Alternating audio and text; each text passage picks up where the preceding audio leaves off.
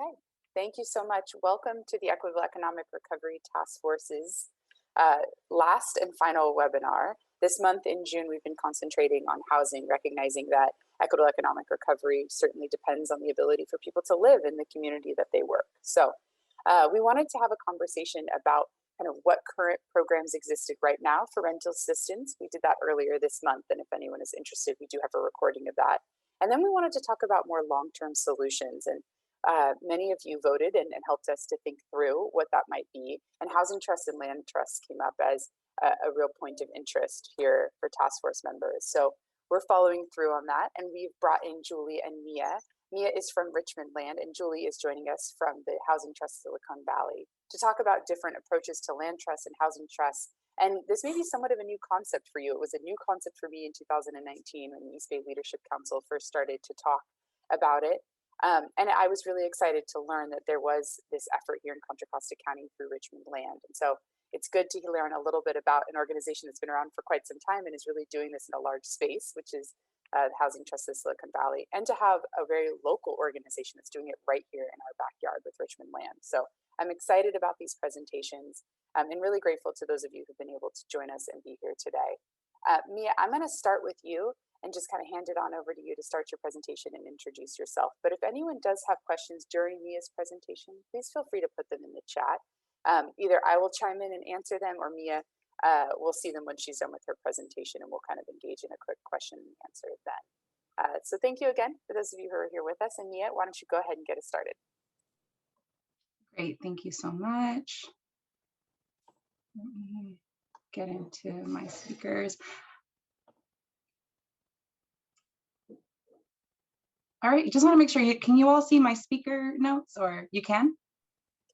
Oh, we cannot see your speaker notes, but we just see the screen. That's perfect. That's the intention. Great. All right. Good morning, everyone. Thanks for joining. So yes, my name is Mia Carvajal. I'm the Community Land Trust Program Manager at Richmond Land. Primarily, my responsibilities here are growing the community land trust model, since we are a very young organization, and adapting it to the needs in Richmond and West Contra Costa County. Myself personally, I am a housing advocate with 6 years of experience previously at EBHO, and have been really just fighting this good work of bringing housing stability to our neighborhoods and our low-income residents over the past few years. And so just to speak a little bit about Richmond Land, you know, Richmond Land, we are a small team, 3 women of color who really came into this work from our organizing backgrounds with this mission of building resident power for community controlled land use. And we use a variety of different strategies to realize that, from community organizing to land acquisition via the community land trust model, engaging in development and stewardship of land. And we do this all with the purpose of long-term affordability and community benefit. And overall, what we seek to do is empower homegrown residents from Richmond and West County to mobilize, to create and finance affordable housing projects and other developments that are going to serve longstanding needs and desires of the community. I do want to get into, before I speak about Richmond Land, I want to kind of give an overview of what a community land trust is for those who are new to the model. By definition, it is a nonprofit organization that acquires land and stewards it in perpetual trust for the benefit of low-income communities. And I have some core objectives of the CLT outlined here. In a second, I will get into those, but they are essentially to promote the community control of land and housing, create permanent affordability and access, and engage in perpetual responsibility via the stewardship component.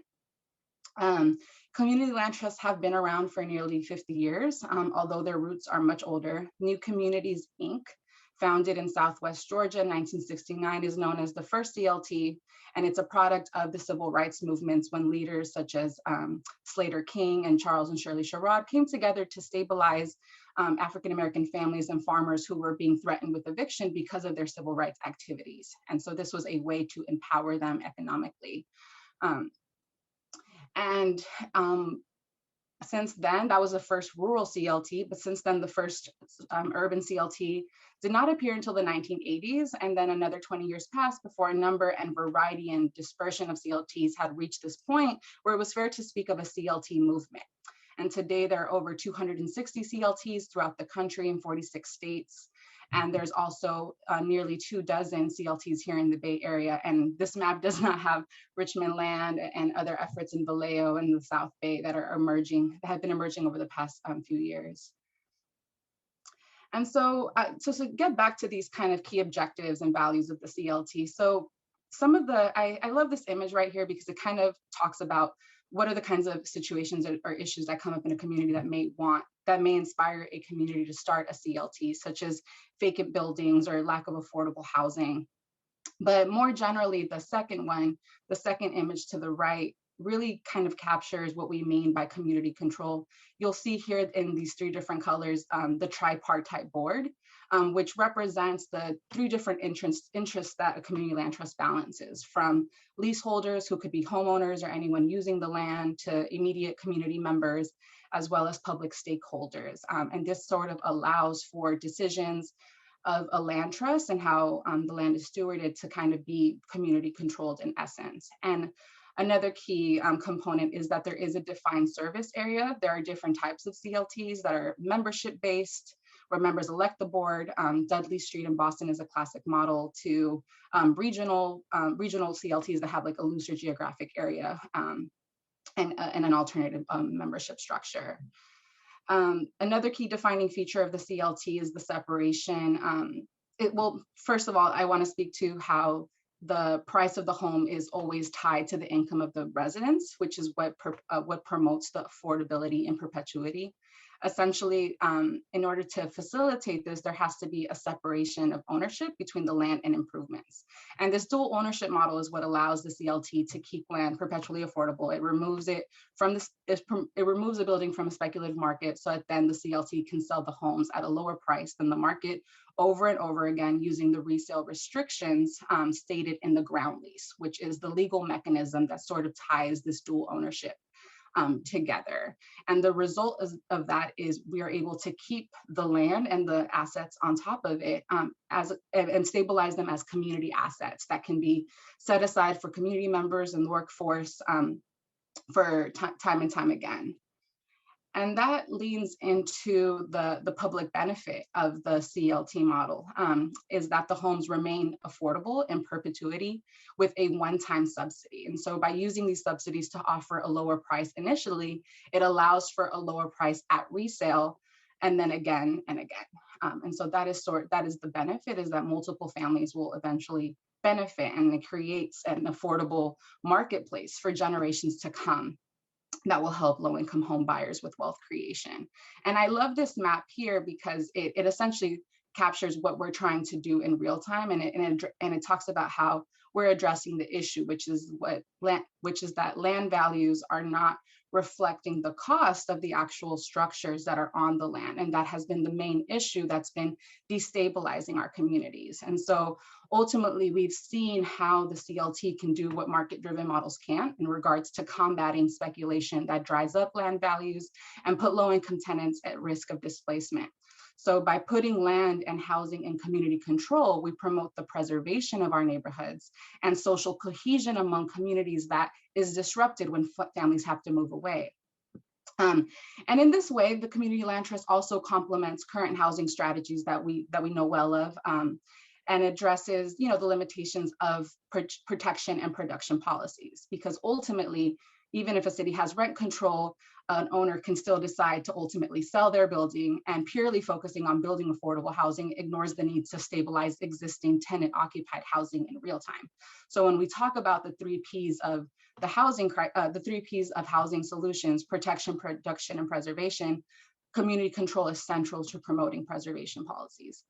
And I have this image of the cover of law here as well, because the CLT is also a way of addressing the racial inequalities at the core of traditional home ownership.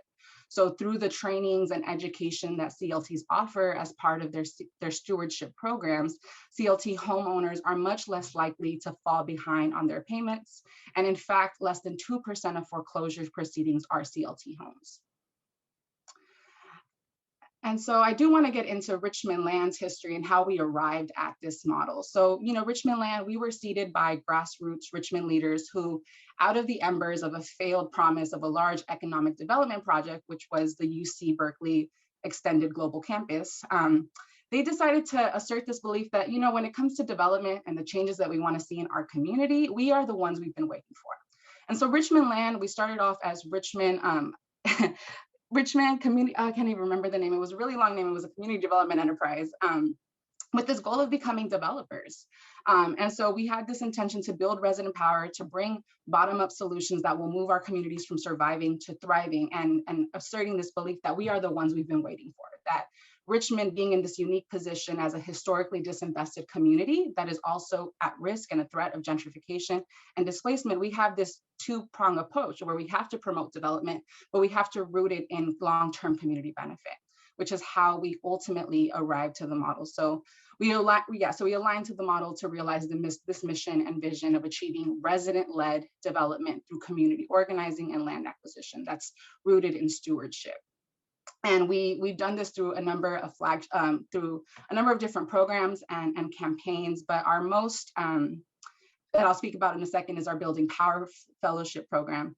And I'll speak to that in just a moment. But I'm going to go quickly through these next couple of slides, but this is just how we have been embodying the model. Again, we approach the community land trust model as both a way to realize our desires and activities around development and rooting it in permanent affordability and access, but also as an organizing model, as a way to become a political home for residents in our community who have something to say about development and the changes that they are seeing and want to come together to put forward community controlled solutions and alternatives that will benefit their community. And so we do embrace the membership structure of the model, and actually this fall of 2021, we will begin our membership drive to eventually grow out the tripartite board. And so this is just a couple of more aspects of how we try to remain accountable to our members. And we're really excited to sort of get this going this fall. But thus far, we've been able to build a lot of great supporters that have been engaged in our campaigns and sort of doing this exercise of community engagement around the way we've been trying to expand the model. And so this just speaks a little bit about our organizational framework. It captures how we structure our campaigns and programming in a way that maintains our identity as housing developers with roots in power building. So resident-led development and community control requires a concerted effort to raise awareness and build capacity of our community members. And so we do have to engage in a lot of political education, trainings that are going to empower our residents to lead, create, and steward community determined projects. This builds our power to manifest community control, to bring land into the portfolio that will allow us to practice democratic governance and ensure long-term affordability.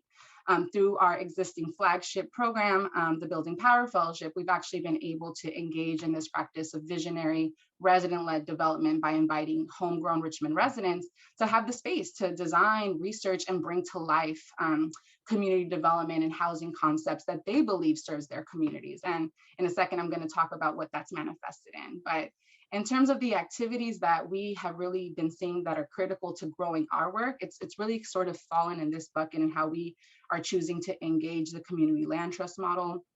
So again, I spoke to the need for new redevelopment and redevelopment alternative infill housing projects, which is similar to the tiny home eco-village that I'll speak to in a second, that was a product of the vision of the fellows. But it's also about acquiring existing housing in order to stabilize residents. So it's really using the flexibility of the model to sort of serve a bunch of different needs that we may have.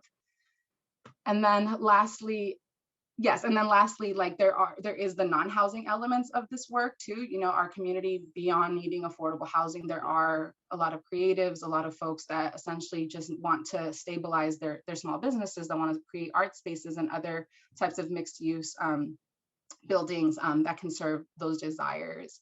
And so that's just a little bit of how we've been engaging the model. I want to speak to the work of the fellows and an example of how we've been using the community land trust to sort of manifest this idea. And so these are some of our fellows, and they designed this concept in the first phase of the Building Power Fellowship program around the tiny home eco-village.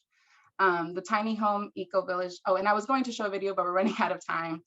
I'll send this out later so that you all can. Growing up in this area. Oh. Okay, there we go.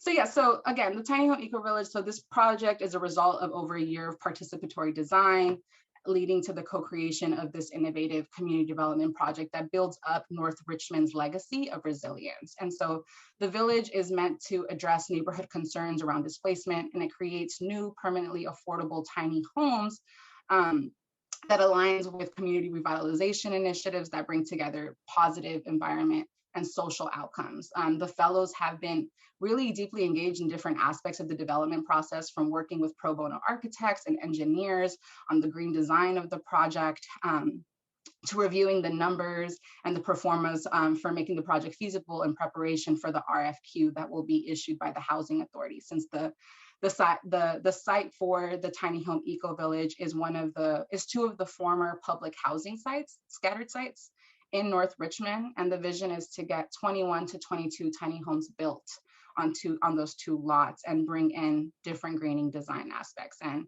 in recent months, the fellows have led 2 community workshops around tenure and ownership models, and did a green design workshop to incorporate sustainability elements into the project. And here are the latest images that Mithun, an architect ally, has designed for the fellows that we will be preparing for the RFQ.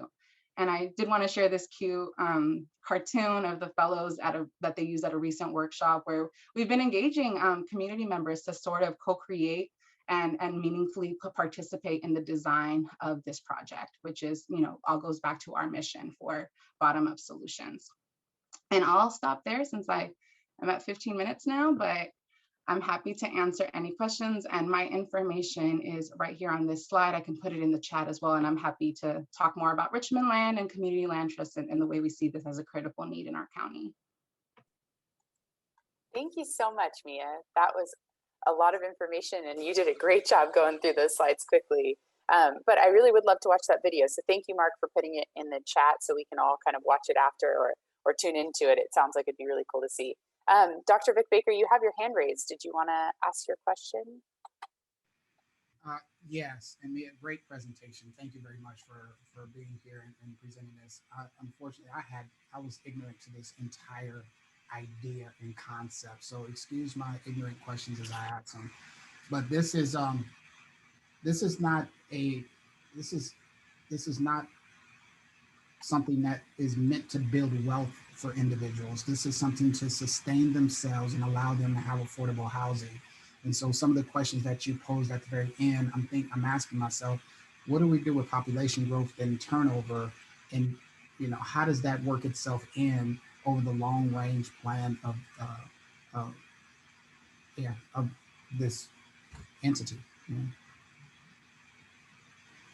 Yeah, thank you for that question. I didn't have time to really get into the weeds of the ground lease and the resale restrictions and that sort of like technical aspects of the land trust, but it is a shared equity model. So CLT homeowners do build wealth, although it is capped.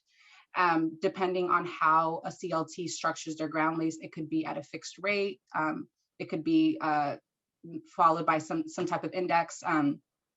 We were currently exploring what it would look like to have a fixed rate of appreciation for our CLT homeowners. So the goal is for folks to grow some level of wealth. Of course, they're not going to make a killing because we're not tying it to the housing market. But at the same time, in times of depression, the CLT will also still preserve whatever equity was established at the time, because we're not going by the land trust. So there are different benefits. Of course, it looks very different here in the Bay Area. In terms of this question of population growth, I think it's important to contextualize the CLT not as a silver bullet solution. I think it complements other housing solutions that we've been seeing around building affordable housing units, around bringing in tenant protections in the immediate. And so essentially it stabilizes, it can help stabilize existing units. One of the examples that we've probably seen, I don't know if folks were familiar with the Moms for Housing moment that happened in Oakland, where 4 houseless mothers occupied a vacant building, started this narrative around, there's more vacant units than there are houseless folks. what's going on with that. Ultimately, that house was brought into permanent affordability through the land trust, and the owner, Wedgwood, was negotiated with Oakland's land trust to bring that house in and be able to stabilize it. So we see it more as a necessary strategy if we want to keep our communities in place while new housing gets built, while we are, using tenant protections to stabilize folks. And so I want to make sure that we all know that it's complementary, but not a sole solution. Does that answer your question, Doctor? It does. Thank you very much. I appreciate it. Mia, I had a question. If someone is able to own an entity, who's in charge of maintenance? I mean, has that become their responsibility? Is it something that there's a partnership on, like a shared model? How does that work out, I mean, in the long term? Yes, that's a great question. And those details are outlined in the ground lease as well. And so the ground lease also outlines shared responsibility around the stewardship of the structure and around the responsibilities of the homeowner versus the responsibilities and maintenance that the CLT will provide. And so, CLTs can decide to be as involved or uninvolved as they would like. We've seen that CLTs that are very membership focused and oriented in that way tend to have a high level touch with leaseholders, because we are intending to bring them in as involved community members who care about these kinds of issues and development issues in the community. And there's other CLTs that kind of do routine checkups, quarterly checkups with homeowners to essentially check out to make sure that things are going fine with the structure. But in terms of, I believe, like infrastructural issues with a house or an asset, typically it is the CLT that deals with that as part of it. So it does save homeowners the headache of a lot of the issues that come with traditional homeownership. Okay, thank you so much. Does anyone else have any questions for Mia? We will have some time for question and answer at the end as well. Okay, I don't see any hands raised, but if you do have any questions, feel free to put them in the chat. And as I said, we'll do a little bit at the end as well. Julie, we're gonna jump over to you. Do you wanna just introduce yourself quickly, and then I'll bring your slides up? Sure. Hi, everyone. Thanks for coming today. Thanks for inviting me. I'm Julie Maholwald. I'm Chief Financial Officer at Housing Trust Silicon Valley. I've been here about 5 years. And aside from the typical duties of a CFO, I focus on bringing impact capital to affordable housing. So we are a bank to the underserved, and I help to raise funds from all over and try to talk philanthropy and corporations and individuals now too into investing in affordable housing. Thanks so much. Give me one moment and I will bring up my screen.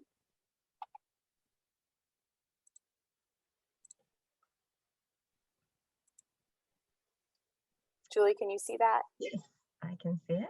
Perfect. Okay. We can skip over to the second slide. Just a little bit about our impact. We believe that when everyone in the Greater Bay Area has safe, stable, and affordable housing, we all benefit. I'm sure we all feel that way here today. And then the next slide is really to talk about, and we got it up there, right? You want to hit, yeah, there we go. So even though we're called Housing Trust Silicon Valley, we actually work in 13 counties in the Bay Area. And it's been part of our strategic plan to push more and do more work out of Santa Clara County. We were founded by a group of business organizations, business leaders in 2000. And about 7 or 8 years ago, we started really making a push to lend outside of Santa Clara County. And we think now of Silicon Valley as a state of mind. And our source of funding, our initial source of funding was significantly from Silicon Valley and continues to be. But we really believe that this is affordable housing is a regional problem, and we want to be there to help solve it throughout our currently 13 counties. I put up here a kind of a highlight on the East Bay. We've had the most success really moving our lending in Alameda County, just one loan in Contra Costa County so far, but we're hoping to do a lot more in the future. Okay, next slide. So for the most part, our funds are available in all 13 counties that we operate in. And what the tech fund is something that we started in 2017. It stands for Technology, Equity, Community, and Housing. It's not a way to house tech company employees. It's a way to have both philanthropy and companies, any kind of corporation, to lend part of their balance sheet to housing trusts. And then they get a low return on this fixed income instrument, but a social return of financing home creation in their communities. And people work with us because we deploy the capital quickly and bring impact quickly. And you can see here, since inception, we've made 38 loans and started up or preserved 4,400 homes, realizing 46 million in total rent savings per year. So, okay, next slide.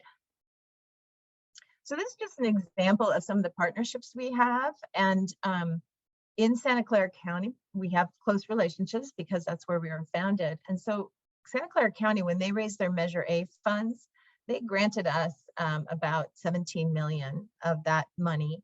And we were able to lend that out and then recycle it and then combine it with our tech fund and other sources of funding, banks, and some, we get some federal grants. And to leverage that to add another 90 million to support homes and developments that are being created with Measure A funds. And I took a quick look to see how we'd supported Measure A1 funds in Alameda County, and we've done at least 20 million of total loans in Alameda County have been to support Measure A1 projects. So we do the pre-development acquisition lending, and then Measure A or Measure A1 can come in and do the construction, or a bank could do the construction loan, but then at the end takeout, the end financing comes from a combination of things, but these county funds that have been set up throughout the Bay Area. So we're really proud that we can actually not only just take those funds from the county and spend them, but to leverage them with the other sources, the capital that we have. Okay, next slide, please. And so the tech fund has evolved into a lot of other things, and in fact has evolved globally into corporations wanting to invest in affordable housing. But after Google put 50 million in our tech fund, we also talked to them about, can we lend a portion of your balance sheet, where it's not debt to us?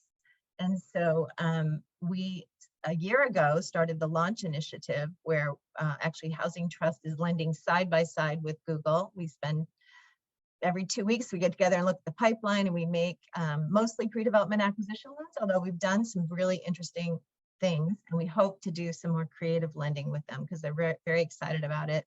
And they made a $1 billion commitment to help with affordable housing in the Bay Area. One of our first loans that we made on Launch Initiative was in Newark with Eden Housing, and that was 79 homes for low-income seniors.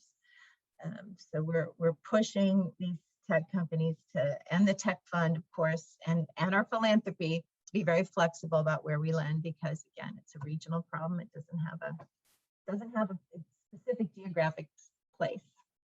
Okay, next slide, please.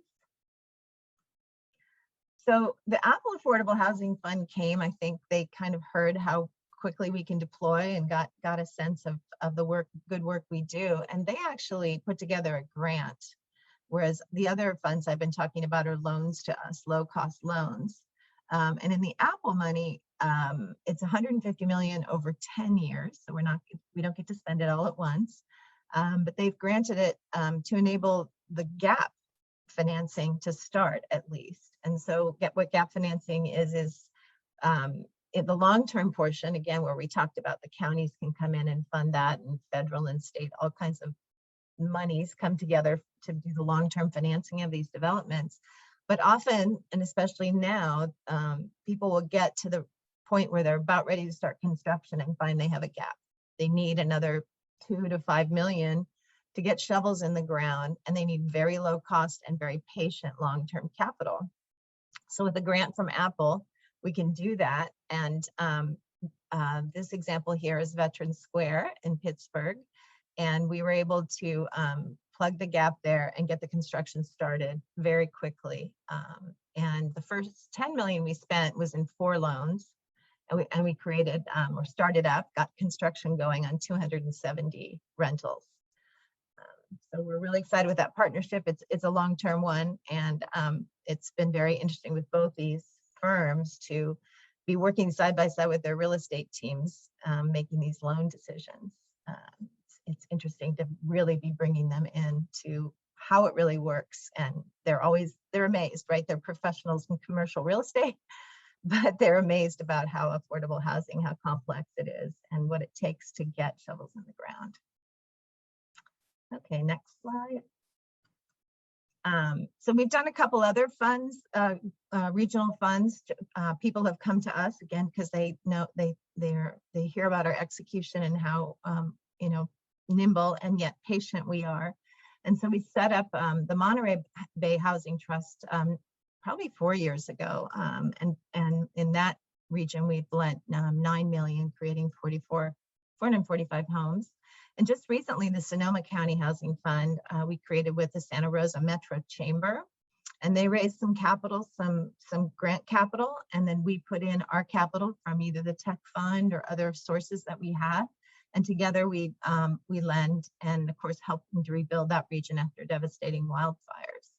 So we've made 3 loans so far in Sonoma County with just over 3.6 million, and 200 affordable homes will be created with that. And we really spent all the grant money that they raised already. So they're on the track to try to find some more sources for their portion of it. And of course, we have the sources to meet our portion. And it's about with them about a 65-35 split. They raised 35%. We raised 65% of the money to make those loans. And again, these were pre-development acquisition loans. Okay, next slide.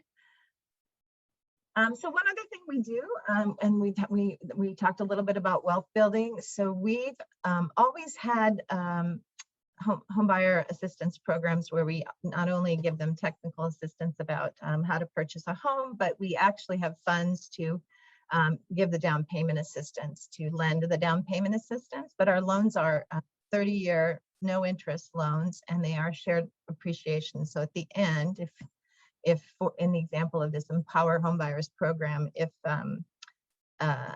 they can borrow 17% of the price of the house, and for 30 years no interest, but then at the end of the 30 years, or if they refinance or sell the home, we share in the appreciation at just 17%, whatever percent we put in.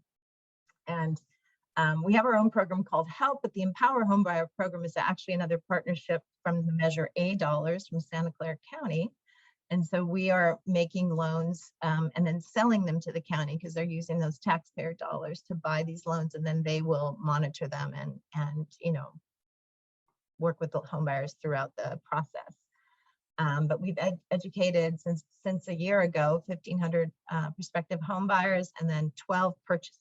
One of the problems with this program was the minimum house price maximum was $800,000, and it's focused on Santa Clara County, and there just aren't that many homes at that price.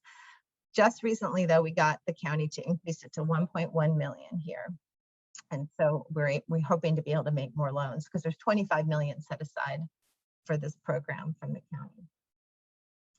And then I think we can skip to, there's just a nice picture, and then to the next slide, which is just talking about our plans for next year. So we want to keep innovating with these partners we have to lend with, new financing products, and then again, deepening and expanding our partnerships for greater impact across the region. That's a big focus for us. And then we also have a big diversity, equity, and inclusion effort. We've spent a year planning, and we'll be working internally on that, but also we're looking at hopefully coming up with a program for BIPOC developers or people that have been left out of the raising capital to build affordable housing.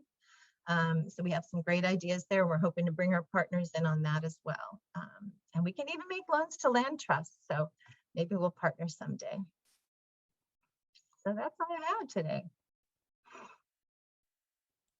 Well, thank you so much, Julie. And I just wanted to ask if you could just spend a quick moment explaining what pre-development funds are. I just thought the group might not be super familiar with that as a modality.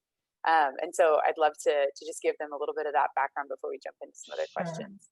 Sure, that's, yeah, I wasn't sure what group I was speaking to, but 5 years ago, I started learning about affordable housing. I think it's taken me 5 years to figure maybe most of it out, but pre-development and acquisition is the riskiest part of the cycle of building an affordable housing development. So, obviously acquisition is buying the land, and our affordable housing developers, the nonprofits, are in competition usually with the market rate developers. So they need somebody that's really quick and nimble and can help them make the loan in time to close and kind of beat out those market rate developers. The pre-development piece is, and so there we have the land as a security, right? When we're doing either just a pre-development loan or a combination, sometimes that piece could be unsecured by any real estate. And pre-development is, hiring the architects, clearing all the environmental clearances that you need to build a development, and getting through the process at the city. And all of that takes money and time and a patient lender. And so banks don't tend to lend at that part of the cycle of affordable housing development. So that's really where a CDFI like us comes in. Does that make sense? It does. Thank you. And Mia talked a lot about preservation and how their work fits into preservation.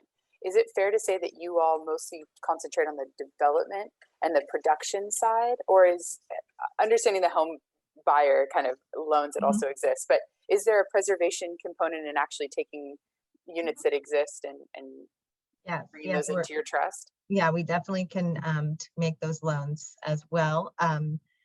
In fact, those loans are a little bit easier, less risky, because they already are operating properties, right? And so it's easier for us to do that. The term of them is usually a little bit longer, but so again, we will make those loans, and we have done. There was a very large one in the Monterey Bay Housing Trust that we made to preserve a senior affordable development, or maintain its affordability. Go ahead, Mia, join us. No, I'm just really glad that Julie lifted that up, because I think when we were first talking about, I think the 3 Ps as like a strategy for addressing housing solutions, preservation really started as the preservation of existing affordable housing units, because because of the expiration of the tax credits and the need to kind of bring them into longer affordability. And so it's really great to see that you focus on that as well, because it's such a need. And that's actually a big reason why New York City started exploring the CLT model more effectively, because of the expiration of the deed restricted affordable housing over there. And so there are different ways to think about preservation as well. And there's also this thing called, which I always people find ironic, the naturally occurring affordable housing, right? So it happens to be affordable right now, but anyone could come in and a market rate developer could come in and condoize it or something. So trying to jump in before that happens and help reduce displacement in the community. It's really important. Me and Julie, I'm just curious if you guys could talk to us a little bit about how projects might come to you. Do you search them out and say, hey, we'd like to be part of this? I know, Mia, you've talked about this kind of fellowship program, but how would a project become part of your organization's kind of mission or goals? Yeah, that's a great question. I think for CLTs, as a housing developer or a housing provider, our model essentially the way we determine sites is site acquisition is determined by the tenants, right? So if a tenant approaches us, like for instance, right now, Richmond Land is engaged as a sub-grantee of the Emergency Rental Assistance Program. So we have been delivering intake services and talking to residents about their struggles. And we've seen around 9 cases already where folks have heard that their landlords want to sell the buildings. And so in a situation like that, as a land trust, we can explore the possibility of a joint purchase of that building with the tenant and stabilize the home in that way. Of course, there are a lot of things to bring into account for the feasibility of that. While we can acquire buildings, the rehabilitation, so acquisition and rehab is a big component of it, and there isn't a lot of funding for that. One of the things that Oakland actually did that addressed this was they did pass a bond measure, an infrastructure bond measure that put aside that for $100 million that put aside $12 million for acquisition and rehab of naturally occurring affordable housing, as well as SROs and other affordable housing buildings, which was able to preserve housing units and bring them up to quality. So that's one ways that a project can be identified. And you know, in a lot of ways, my day-to-day job is a real estate agent or a broker. I'm analyzing the market. I'm seeing where the opportunities are at and what is feasible to us. I think another thing that has come up for us is, you know, we are in connection with a lot of artists in our community who have a lot of desires for an artistic space. And so thinking about mixed use development and what that could look like so that we can create these sort of non-housing communal spaces that our community desires is another way. So for generally through the Building Power Fellowship and just through tenants, we really want our community to determine the projects that we need to be investing in and getting away from just thinking about what pencils out, but trying to be driven by what we're seeing on the ground, and then trying to see what we can make work, what CDFIs, what other lending institutions and other allies and financial allies that we can work with to sort of realize projects and bring that stability that we need. And for us, we have a group of, you know, large developers and some small that know us well and will come to us with projects. But as we've moved out of Santa Clara County, that's part of this, forming those partnerships like the Monterey Bay Housing Trust and Sonoma County Housing Fund. They have people on the ground because we don't have offices there, and they have people that can bring ideas to us and hear what's going on in their cities and counties and get us connected. I think with our efforts to find ways to fund developers who haven't traditionally had access to capital, you know, we're going to have to be out there looking and meeting the communities and doing a little bit more outreach than we have in the past, honestly, beyond these partnerships. Great. And we've heard, certainly from a policy perspective, a lot of conversation about engaging with the faith community. And I'm just curious if that's been part of the conversations at your organizations as well, and whether they've been partners in rethinking how to utilize some of their land. We've certainly seen that locally in Walnut Creek. It's a very well-known project where a church really partnered in creating some pretty incredible affordable housing. I'm just curious if that's been part of this component for you. I'll just say yes, definitely. It looked like Mia wanted to say something too. No, I'm just happy that you lifted up that project with RCD. I remember being at EBHO when we did the groundbreaking for that, and it was special and important. And I think that policies have come down the line that empowers churches and other congregations to use their land in this way. We're still building out our different programming for how we want to do land acquisition. And so that's definitely something, as I'm building out my program and how we want to engage in land acquisition in a concerted, strategic way, that definitely falls in, especially given Richmond's context, where we have a lot of congregations, a lot of churches, and a lot of Black churches who have recently seen a lot of displacement of their congregations and wanting to contribute to building some type of housing. But it's something that we see on the horizon for us as well. Great. And we know from a policy perspective, it's been a pretty complicated and nuanced conversation as well. So recognize that it's not always as easy as it may come off or seem when you see a great project like the one I want to create get built. I had one last question, which I was wondering if you guys could touch on how this might relate to the building of permanent supportive housing. Just knowing that it seems like in a lot of times in this model, you're generally dealing with people who can kind of be a community member and participant in the continuation of that unit being both maintained, but also in possibly being able to pay for a portion of that. In the permanent supportive housing model, sometimes that's not always the case. And so I was just curious if housing trusts and land trusts engage in the building of permanent supportive housing. Yes, in a big way. So the Measure A money that I talked about that we have leveraged 90 million, we've invested 144 million. It's almost all permanent supportive housing. There's a portion that's rapid rehousing, but a huge chunk of it is for permanent supportive housing. And then part of our goal, we had raised some capital from the CDFI fund, the federal agency that's part of the US Treasury. And so we raised about $4 million, and we said, you know, that we want to start trying to use outside of Santa Clara County, again, to help move that work for extremely low income and permanent supportive housing. So I think we're happy to do that. You know, it also needs the lowest cost capital that you can find. And so we try try to get grant resources for that if we can. It takes a lot of partnerships to build permanent supportive housing, any affordable housing, certainly. Okay, well, we are about 10 minutes towards our end time, and I just wanted to look to those who are here with us and just make sure that no one had any further questions or wanted to engage. There is a conversation around Measure X, which Julie, I'm not sure if you're familiar with, but is our local sales tax measure that has been passed here in Contra Costa County.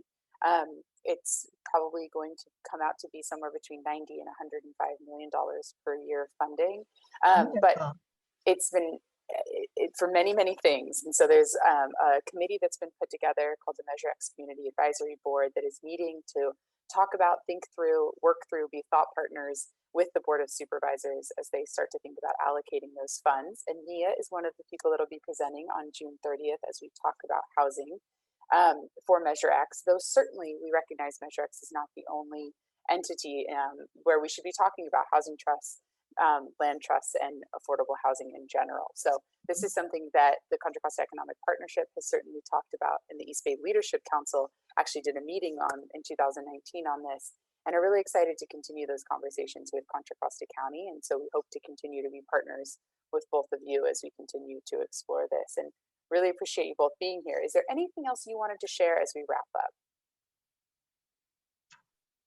Nothing specific, but I think that's really great. And is the team that's looking at Measure X, are they looking at how Measure A1 and Measure A and all those were handled? Because yeah, I mean, they seem to be working, they seem to be spending that money, which I think is the most important thing, is to get it out there and get homes started up to the extent you're going to use it for housing. Yeah.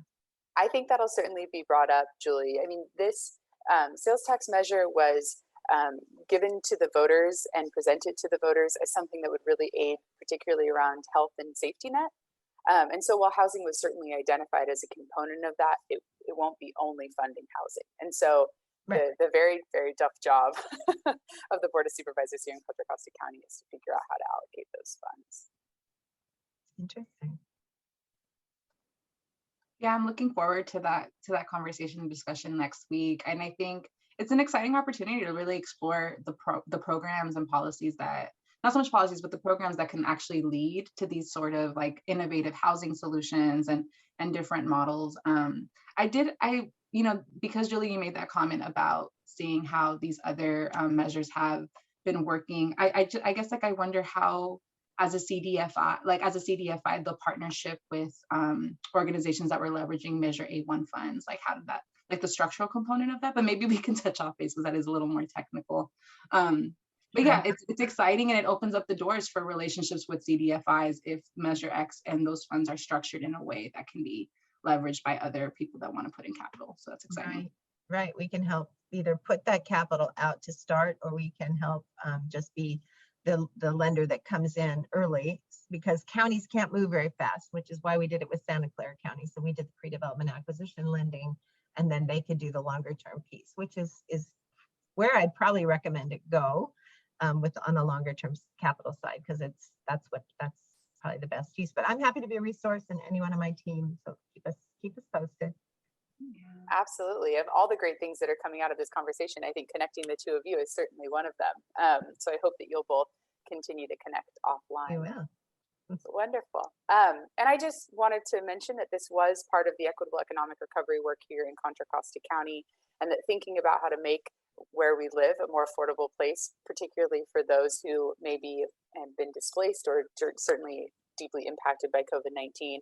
And as we talked about a little bit more this morning, maybe searching out what their next opportunity might be, or in the space to kind of take a new risk. We recognize that the incredible cost of housing in our area might limit that, or really move people away from the communities that they want to be able to live and work in. So thinking about innovative housing solutions is so important to that, and to creating a more equitable economy and an equitable Bay Area and equitable East Bay. So thank you, Mia and Julie, for being here. Mark has put the resources for the Equitable Economic Recovery Task Force in our chat. It's a huge resource library, but this will also be added to those resources. So if you'd like to share this after, we hope to have it up there. In the meantime, thank you so much for joining us today. And those of you who stuck with us for 2 hours, it's been great to see you. Thank you. And we hope to continue this work, and we'll continue to inform all of you about what that looks like in the next coming months. So, Thank you so much for being here. Thanks for having us. Take care. Yes, thanks for having us.